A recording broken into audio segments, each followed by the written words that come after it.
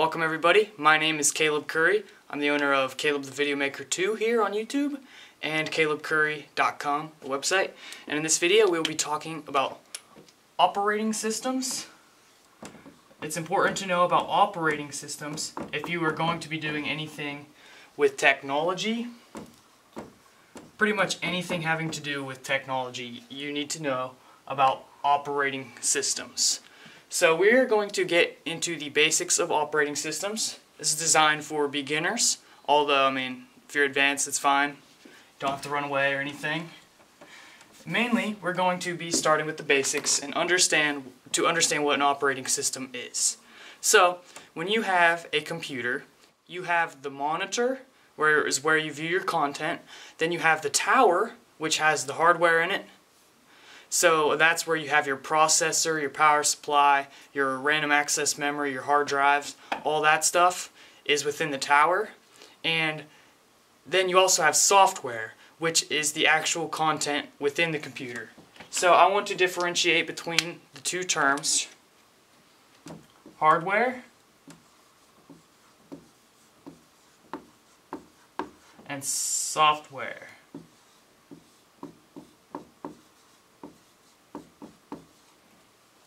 Hardware is within the tower, so within the computer. Let me draw a little computer here. Got a power button, CD drive and everything. All of your hardware is within this. So things that qualify for hardware would be the processor or CPU, the hard drive, the memory, the power supply, the network cards, or anything else that is within your tower, CD drive, anything like that. So that is hardware. You also have software. So this is stuff, when you turn on your computer, you can open up software, also known as either programs or applications.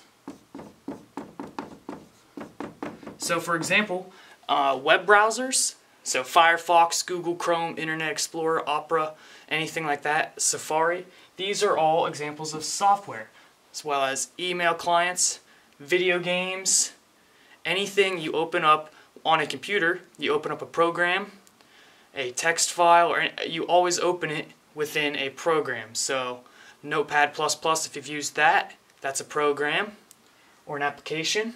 This is all considered software. It's programmed using programming language such as C++ or Java, and there's pretty much a million programming languages you can use to build software, but that is all considered software. So you have software on your computer, right? And in order for your software to work, it has to use your hardware. So for example, if you have a video game, you're going to have to display graphics on the screen and give sound so people can hear the content within the game. Well, that's going to use your video card, and it's going to use a lot, your processor and all this stuff, but I'm sorry guys, my phone's always going off. So yeah, you can use your video card, your sound card. It's not supposed to be a money sign or anything. You use your sound card. So your software needs to communicate. So your software needs to communicate with your hardware. So let's say this box over here. This is software, and this shape here is hardware. Well, when a software needs something, it goes to the hardware and uses the appropriate tool to do that. So that's just very basic. Well, that's cool and all, but there's a problem. You see, not all hardware is the same on from computer to computer. So if you have two different manufacturers, let's say you have a laptop from Dell and then you have a laptop from Lenovo, I don't even know how to pronounce it or spell it. Well, those are two different manufacturers. The chances are their hardware is not going to be exactly the same. So the problem comes up, you're going to need an application that can talk to both computers and all the other computer systems, because people that are going to use your application use a wide variety of hardware. So you have smartphones, tablets, laptops, computers, different types of sound cards, video cards, processors, hard drives, all these different things. And in order for your program to work, you're going to have to properly communicate back and forth. So, let's say you have this computer. This is a computer here. Alright, and then you also have this computer. Alright, now these two have different contents within. So I guess I could use two different colors to illustrate this. This one has content within, like hardware that is. This one has different content within, different hardware. So they are not the same computer.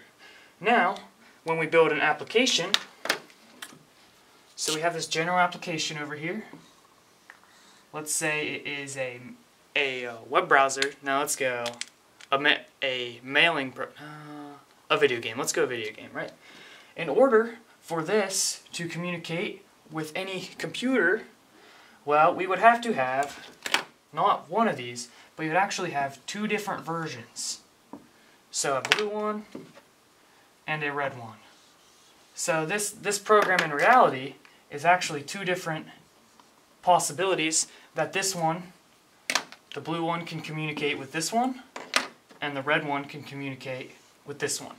Now, you can all do this within one program, but that becomes a lot of complexity because, okay, now we have this computer, well, now there's something new. Oh, I got to get this on a different type of display or a smartphone or something. Well, that's where the problem comes in, and this is why we need an operating system. So an operating system is pretty... I'm going to close all my markers here so they won't dry out. Oh no!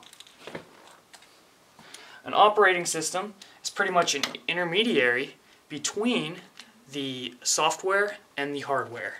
So if we have this software over here, and then we have this operating system, and then we have three different types of hardware over here.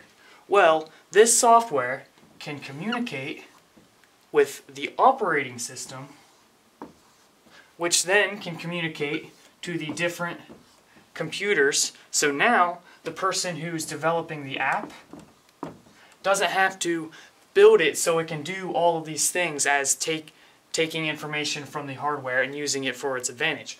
All it has to do is call on the operating system to do that stuff for it. Then the operating system does the appropriate stuff and gives it back to the application. So that is pretty much the process. Now, the way things work together, if we have an application, so I'm going to draw the application again, because I always erase stuff and then redraw it for some reason. So here's the application, and here's the operating system. So we're basically just zoomed in. This means of communication, this is known as an interface. So basically, this is a system of standards, and this allows the app or the software to communicate with the operating system. So if these guys are talking basically in the same standardized language or whatever, then they can understand each other. So they follow a set of standards to communicate between each other. So this is known as an interface, and it allows these two to communicate. There's also an interface between the operating system and the hardware.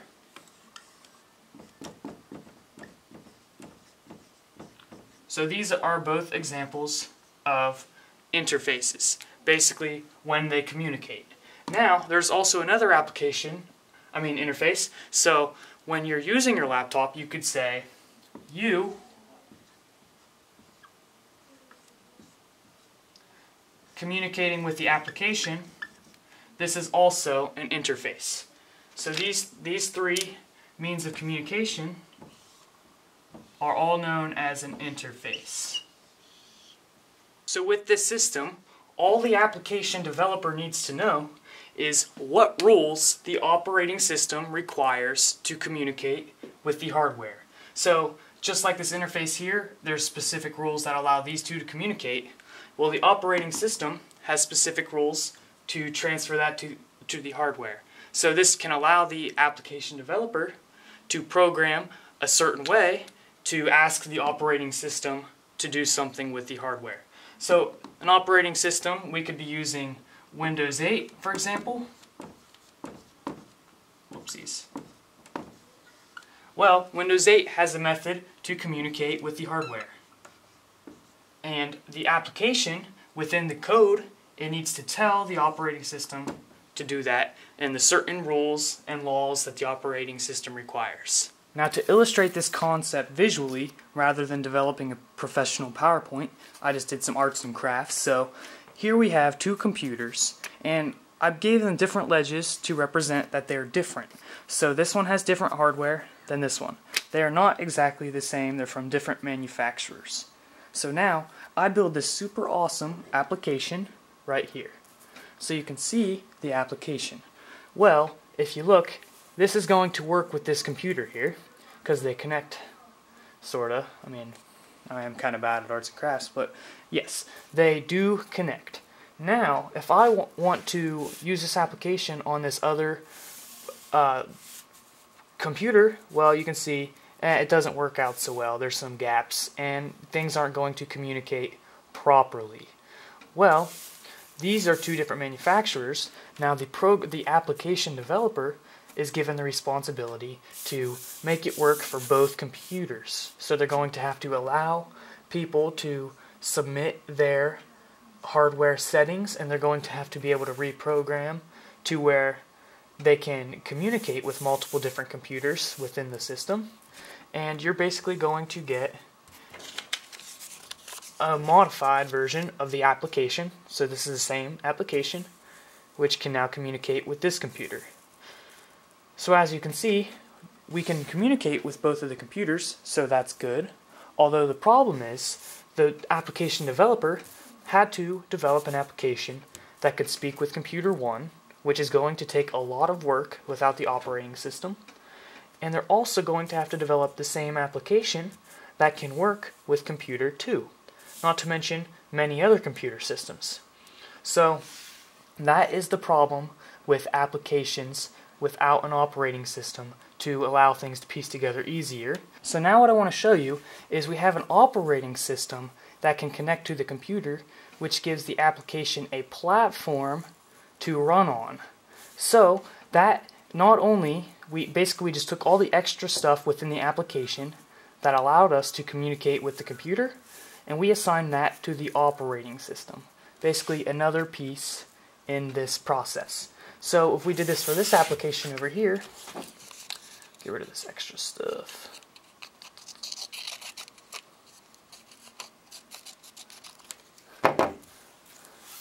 So now we have an application, and we also have an operating system. So this operating system is designed to communicate with this computer, which allows a platform for the application to run on. So now I can run our computer systems. Well, why is this a good thing? Well, first off, the operating system is designed to communicate with multiple forms of hardware, so this can be the same operating system. So let's say Linux, for example. This Linux operating system is designed to work with computer 1, or it can work with computer 2. So that's pretty much the operating system's job. It can do things such as request memory or allow multiple applications to run at the same time. So when the operating system is connected to the hardware, we have what's called a platform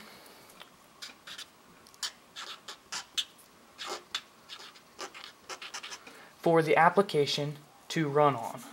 So now we can piece together our computers, and we have a successful process here.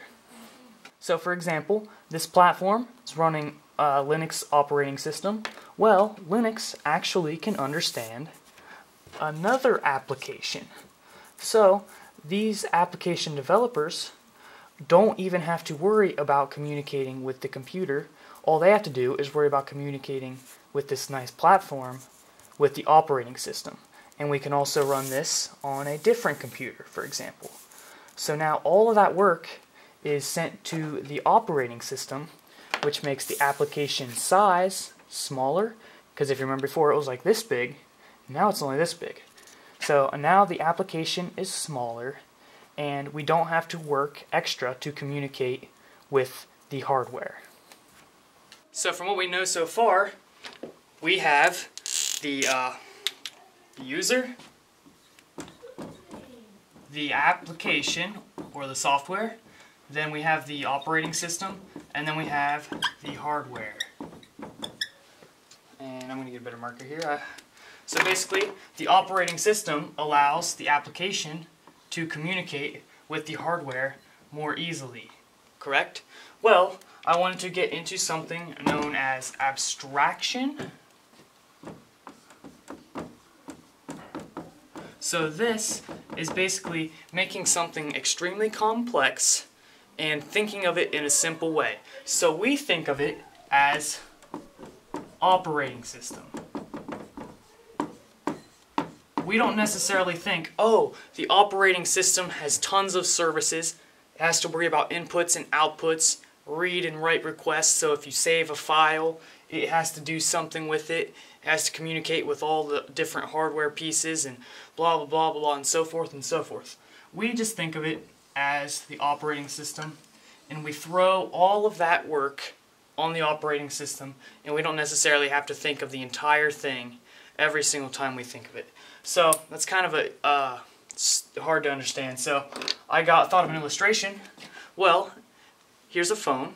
If you know how to use a phone, you can type on it or call somebody, for example. Well, inside of the phone there's hardware and there's an operating system. So just like this is pretty much a miniature computer. And once you figure out how to use a phone, you can pick up a different phone and probably do the same thing, use it like this. So if someone's never used a phone before, hand them a phone. It may take them a while to figure it out. So this has an operating system, hardware, Symbian operating system, so forth like that. But that's not always necessary to understand, because when you look at the phone, oh, you just press buttons. You don't have to worry about the hardware within it. And then once you figure that out, you can pick up different kinds of phones. So you can just pick up any kind of phone, talk on it. Hey, hey, what's up? And they all kind of work the same. Well, this is an idea of abstraction. We're taking an abstract concept, such as the entire phone, sending the data to the other person's phone magically. Well, that's complex stuff, so we use an abstraction to where we don't have to think about that all. So earlier, I showed you like the setup. We had the hardware down here, and then we had the operating system, and then we had the application layer, or the software, and then we had the user, and then between each one of these we had interfaces, which is basically how they communicate. Interface. Alright, so this is known as layering. So layering, and basically this allows us to think of this in an organized fashion. Alright, so let's say I wanted to develop an application for a computer. I wanted it to be antivirus protection, for example. That's just an example. I could, alright, well, let's figure out how I can do this. I can develop new hardware, and then once I got that, I can develop an operating system, and then I can develop that application. And by the way, I'm going to develop my own programming language because I don't want to use anybody else's. I can do all that by myself, or I could use what's known as layering, which allows us to look at each one of these layers. Alright, and I could think, okay, well, hardware's taken care of, operating system's taken care of, there's some programming languages I could use. I could use C, for example. And then all I have to do is worry about the application and how the application communicates with the user and how it communicates with the operating system. So that's an example of layering where we look at everything in a system of layers. So that way we don't have to look at it in a confusing manner to where you're not sure what's what, rather than just saying like computer. You could break computer up into hardware, software, operating system, and the person using it. So that is the idea of layering. Now, to illustrate this very easily, we could, I'm going to use, alright, so let's say this is the hardware. Alright, going to try and fill this in real quick. And then this up here, this is the operating system, right?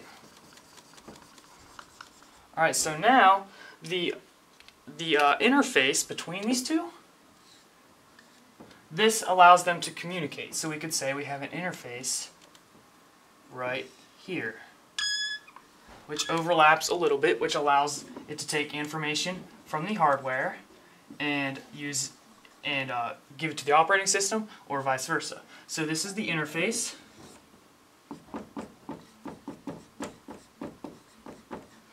Now, you could say these are independent. This is because they are different boxes. They are black to represent that this box doesn't know what's going on in this box. This box doesn't know what's going on in this box. The only way they communicate is through the interface tunnel here. So that is to say they are independent. So when we are working with applications, so let's say we have another box here, and then we have an interface between these two. Well, now we can basically change stuff within the application, and it's not going to affect these other two layers. We could change something within the operating system, and it's not necessarily going to ruin these two layers. You could say they're independent because you can alter them. So for example, I could update my Windows 7 computer and give it new features or whatever Microsoft downloads for me at that specific time, and then all my applications should still work and all my hardware still works. The only thing that may change is the interface. So if something doesn't work, this interface might have been destroyed or not working properly to allow them to communicate. But by changing this layer, since it's independent, I could change it. And now I have a red box, for example. Well, guess what? All these boxes are still black, and the interfaces still exist. The only thing different now is my operating system. So that is to say, these boxes within the layer are independent. This system of layering is also useful for computer repair and system design because it allows us to figure out what's wrong with the system. It can either be part of the hardware. Is something wrong with the hardware? Do I need to replace a processor? Which, I mean, probably not. Do I need to replace a hard drive? Do I need to replace a video card? Or is it part of the operating system? Is something wrong with the system files? Do I need to reinstall the operating system? Or is something wrong with the application I'm using? Is there a bug? Do I need to download a software patch? This can help for that, as well as system design, because we can break up these specific groups, which allows us to, if we need to work on the operating system, we can ignore the hardware for a minute, we can ignore the application layer, and we can just explode or enlarge the operating system. Just gonna write OS because I'm lazy. And we can see all the different things that the operating system has to do for the specific application. So the operating system does quite a lot. So within the application, within the operating system, we have the user interface. So that is how we interact with the computer, whether if it's a graphical user interface, or you may see GUI, or if it's a text, so it can be a command line interface. But basically this is how we communicate with the operating system. So as a user, we can use an application which then communicates to the operating system through the user interface, which can then can affect the file system, which is the files on our computer. This system allows us to edit or save or delete any files within our system. So we can also have device management. So this is going to communicate our peripherals, which peripheral is, I'll get to that in a second. Peripheral is something you connect to a computer, such as a printer, a monitor, a mouse, a keyboard, and so forth. These are all known as peripherals. I don't know how to spell it, but I'll give it a shot. P-R-I-P-H, something like that. Don't take that for it. I'm just in case you couldn't understand what I was saying. Peripheral. And then there's also like we could have the process management. So this is going to allow us to run multiple processes, which otherwise would be impossible without the operating system. So this, unless we program it, process management. So this is going to process the processes, process the processes, and it's going to allow us to run programs on our computer. We can have the memory management, which this is going to allow certain programs to use memory. So if we have multiple programs, it can share the memory within the operating system. So this one gets a little, and then this one gets a little. And it also doesn't allow one application to override another application's memory in certain situations. So we have memory management. We could also have communication management, which allows us to communicate with other computers. So if both operating systems have a means to communicate, then that can be done through the operating system. So these are just some examples of things that are on the operating system, and if we didn't have an operating system, we would have to figure out how to do that within the application. There's a couple problems with that, because obviously we'd have to change which hardware we're talking, and also it would get a lot of redundant information, because if every single program had to do this, it would be a lot of extra content for each program in order for it to run. So the location of the operating system in the layers. So we have the user, the application, the operating system, and the hardware. Well, the application has to go through the operating system in order to get to the hardware through the appropriate interfaces.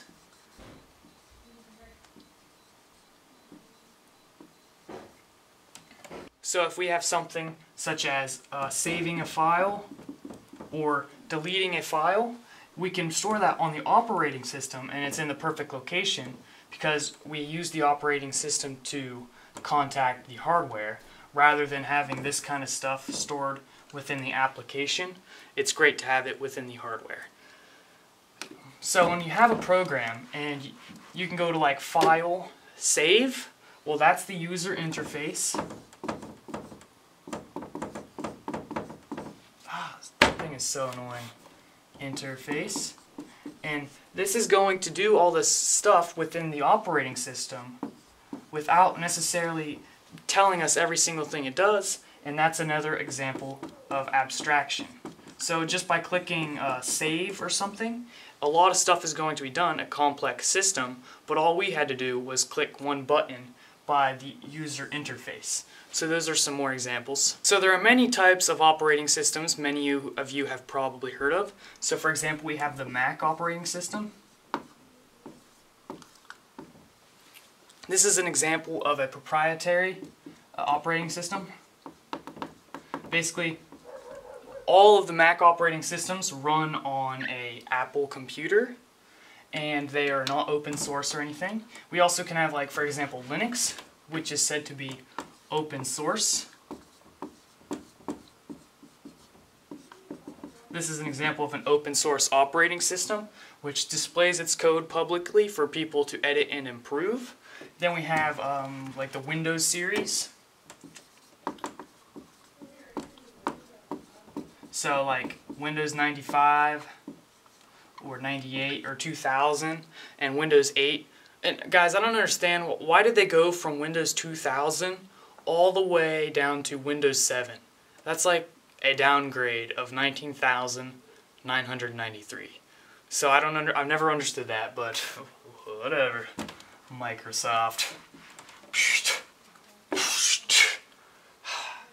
But yeah, those are just examples. Microsoft is sort of in the middle, as in you can run Windows operating systems on multiple manufacturers' computers. So for example, Dell, Lenovo, or Compaq, or any other computer brands, AMD, and so forth. So, but it's not open source. So those are some examples of some operating systems. That's pretty much all I have to say about operating systems. I'm going to do a quick review. And so if you guys don't want to watch the review, that's cool. I'm cool with that. So thank you for watching. Be sure to subscribe, and I'll see you soon. But if you're going to stay, here's the review. Operating systems are a means to allow applications to communicate to the hardware more easily. The operating systems has tons of services, which are basically miniature programs. I guess you can think of them as that. But basically, services within the operating system include file systems management and so forth, which does certain things. So when we think of the operating system, we don't have to think of everything within it. We can just think of operating system. We don't have to think of the file systems and the communication systems and the memory allocation systems. We can just use what's called an abstraction to make complex things very simple. So the operating system talks to the application. So for example, an email system. And the operating system also talks to the hardware using what's known as an interface. So these right here are interfaces. I can't write anymore in that spot, but these right here are interfaces, and then the application is used by the user, and you could say that's an interface as well. So the operating system allows us to easily use the hardware, and you could say that the operating system and the hardware together is what's known as a platform, which allows us, which allows app developers to easily create content for computers rather than having to worry about specific hardware and so much other garbage. So what we can do is we can think of a layer within our layering system. Layering system just breaks it up into these individual abstractions. We can think of these as unique and isolated boxes that this box doesn't know what's going on in this box doesn't know what's going on in this box. The only way they communicate is through the interface. So that's pretty much that. And then so basically we can think of a specific layer within our layering system, and we can enlarge that if we wish and get rid of the abstraction and think of the individual pieces within that layer. So let's say it's operating system, we can think about the filing system or the memory system and so forth like that, but otherwise we don't have to. So that's something we can do with that. And there's open source as well as proprietary operating systems. What else did I talk about? I'm pretty sure that's about it. So I probably forgot something, but that's okay, because you can watch the entire video over again. Awesome. So great. Thanks for watching. If you want to see some more stuff, be sure to subscribe to my YouTube channel. If you have any questions, please leave it in the comments below. Please tell me if any explanations are rough or what I need to improve upon, as well as how appropriate. I said this was a beginner's course. If it was too difficult or too easy, let me know, and I will try to get a better rating system as I go. So thank you, and subscribe.